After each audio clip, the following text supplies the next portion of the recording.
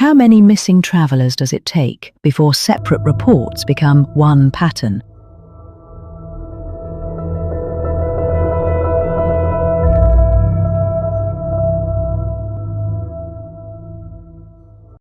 In the early 1990s, young backpackers were moving through New South Wales every day. Some left Sydney for Melbourne, some headed toward Canberra, some travelled as couples, some travelled with people they had only recently met. Then, in September 1992, two people running through Belanglo State Forest, southwest of Sydney, found human remains in the scrub. The forest was not a hidden place. People drove there, rode there, walked there, and collected firewood there. It sat off routes used by travellers moving between Sydney, Canberra, Melbourne, and the towns along the way.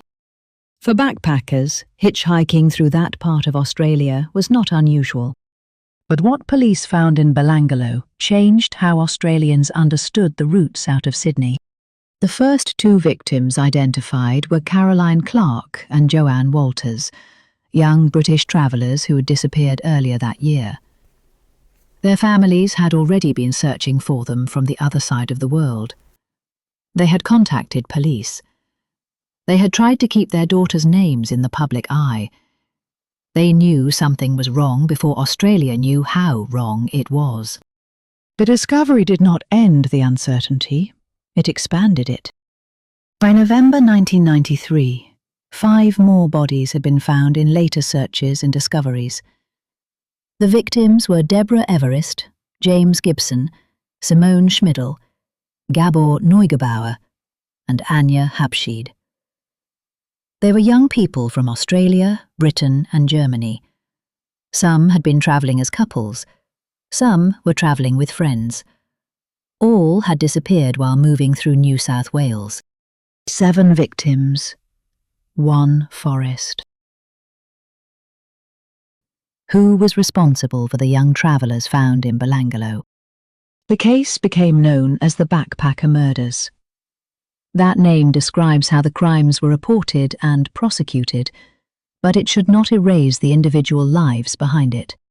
By the time the investigation reached court, prosecutors would argue that the same man had selected, attacked, and murdered all 7. His name was Ivan Robert Marco Milat. Milat was a former road worker. He knew highways and work sites. He knew bushland. He hunted and used firearms. When police eventually searched his house and places connected to members of his family, they found weapons, clothing, camping gear, and other property that linked him directly to the murdered backpackers. In July 1996, a jury found Ivan Milat guilty of 7 counts of murder.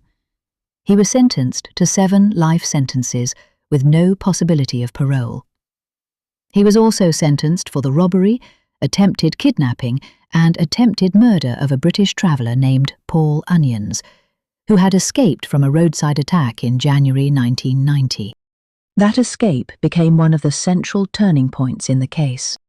1 traveller survived an earlier roadside attack. 7 others were later found dead in Belanglo. This is the story of the 7 victims, the investigation that connected them, and the witness who survived long enough to identify the man who had attacked him. Milat was convicted of murdering 7 people. Over the years, police and journalists looked at whether he may have been connected to other disappearances, but no further murder conviction followed. Deborah Everest and James Gibson were from Melbourne. In late December 1989, they left Sydney and were travelling toward Albury, near the New South Wales and Victoria border. They were expected elsewhere. They did not arrive. In January 1991, Simone Schmidl, a 21-year-old German traveller, left Sydney for Melbourne. She was expected to meet her mother at Melbourne Airport days later. She did not make that meeting. On Boxing Day, 1991, Gabor Neugebauer and Anja Habschied, both from Germany, left Sydney. They were planning travel within Australia before returning to Munich. They did not return as planned. In April 1992, Caroline Clark and Joanne Walters left Sydney. They had met through the backpacker world around King's Cross and had travelled together before. Their plans appeared to involve heading south or west. Then contact stopped. At first, these disappearances were separate files, separate families, and separate fears. The pattern became clear only after the forest began giving back evidence. Belanglo State Forest was the central physical location in the case, but the story was never only about Belanglo. It was also about movement. In that period, backpackers often moved through Sydney, King's Cross hostels, highways, cheap work, and informal travel networks. Hitchhiking was part of that movement. That made disappearances harder to read. A traveller could change plans, take work, or move cities before anyone at home knew something was wrong. For Deborah Everest and James Gibson, the first confirmed concern came after they left Sydney at the end of 1989 and failed to arrive where they were expected. Their families reported them missing after weeks passed without contact. Then, in January 1990, 3 weeks after Deborah and James disappeared, a British traveller named Paul Onions accepted a lift while hitchhiking. Onions was trying to get to Canberra. The man who picked him up gave the name Bill. He had a moustache. The journey began in a way that seemed ordinary enough, but the questions became unsettling. According to later reporting of Onion's account, the driver asked whether anyone knew where he was going, whether anyone was waiting for him, and whether he had military training. As the car approached the area near Belanglo, the driver pulled over. And then, for some reason, we just started to slow down a bit, and he just kept looking in his mirror. And if you can drive yourself, you find it a bit odd. And then I said, what's the problem, lad? And he says, oh. We'll lose the radio signal, mate, when we get this far out of Sydney. I'm going to pull over up the road and I'm going to get some cassettes from underneath the seat so we can listen to some music, eh? Instead, he produced a gun and rope and announced a robbery. Onions ran. There was a struggle. A shot was fired. Onions managed to flag down help from another vehicle and escape. He reported the attack to police at the time. At first, it was treated as an isolated roadside attack. Years later, after the bodies were found in Belanglo, that old report looked different. The next disappearances followed. Simone Schmidl disappeared in January 1991. Gabor Neugebauer and Anja Habschied disappeared in December of that same year. Caroline Clark and Joanne Walters disappeared in April 1992. The families of Caroline and Joanne pushed hard. They had reason to worry quickly. They did not accept silence as a harmless change of plan. Their search efforts helped keep attention on the missing women, but attention did not yet mean answers. In September 1992, the first remains were found in Belanglo. They were Caroline Clark and Joanne Walters. The details of their injuries were severe. One had been shot repeatedly. The other had been stabbed repeatedly. The evidence pointed to deliberate violence, not accident, exposure, or misadventure. This was one of the moments when the story moved from private fear into public alarm. Families had been worried before. Other travellers had gone missing before. But the discovery of 2 bodies in the same forest made it harder to treat the cases as separate absences or changed plans. It forced police, journalists, and the public to consider whether one set of crimes might be connected to another. That discovery moved the case into a different category.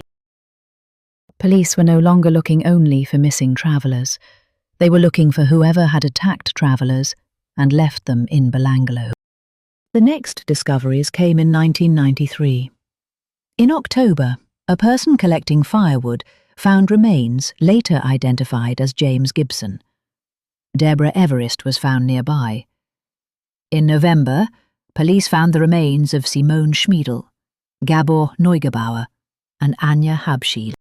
The forest now held 7 victims. Their disappearances were spread over several years. Their backgrounds differed. Their travel plans differed.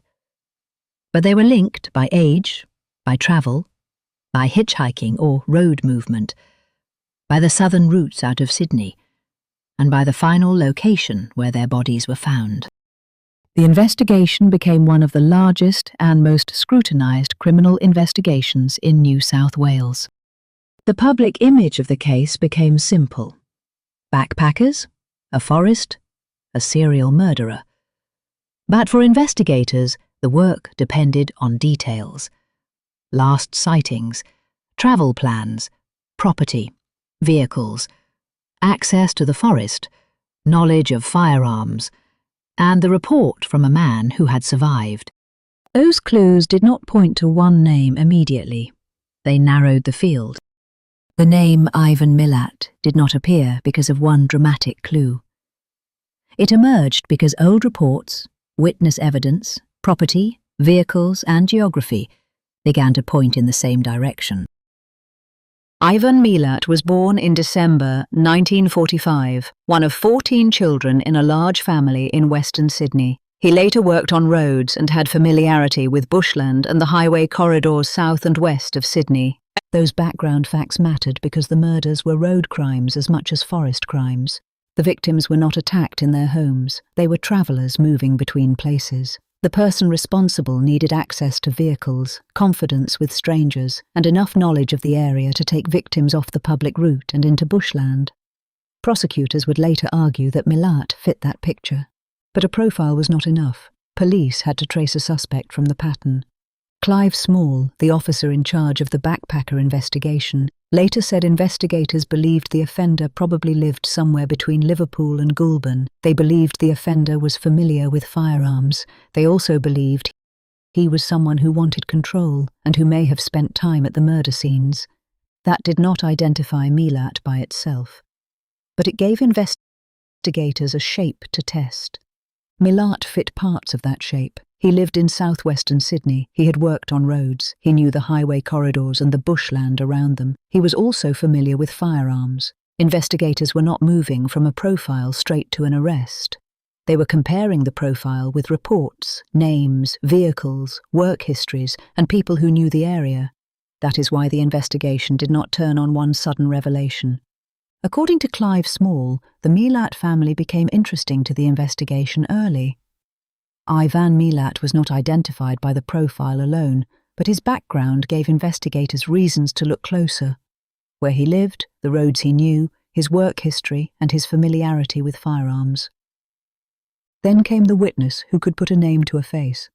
The surviving witness, Paul Onions, then provided one of the strongest human links. In early 1994, Onions contacted police from Britain. He told them about the attempted abduction near Belanglo in January 1990. The driver had given the name Bill. Onions also described the vehicle, a four-wheel drive, later connected in reporting to Milat's silver Nissan Patrol. Onions later identified Ivan Milat as the man who had attacked him. For investigators, that mattered because Onions was not describing a rumour or a theory. He was a living witness to a roadside attack near the same area where the bodies had been found. That identification changed the investigation. At dawn in late May 1994, police raided Milat family homes. During those searches, police found weapons, clothing, camping equipment, and other items belonging to victims in homes connected to Milat and some relatives. For police, the searches turned suspicion into physical evidence. A witness could identify a man. A profile could narrow the field. But victim property gave investigators something concrete. Objects they could test, photograph, catalogue, and present in court. That evidence became central at trial. The items were not just generic camping supplies.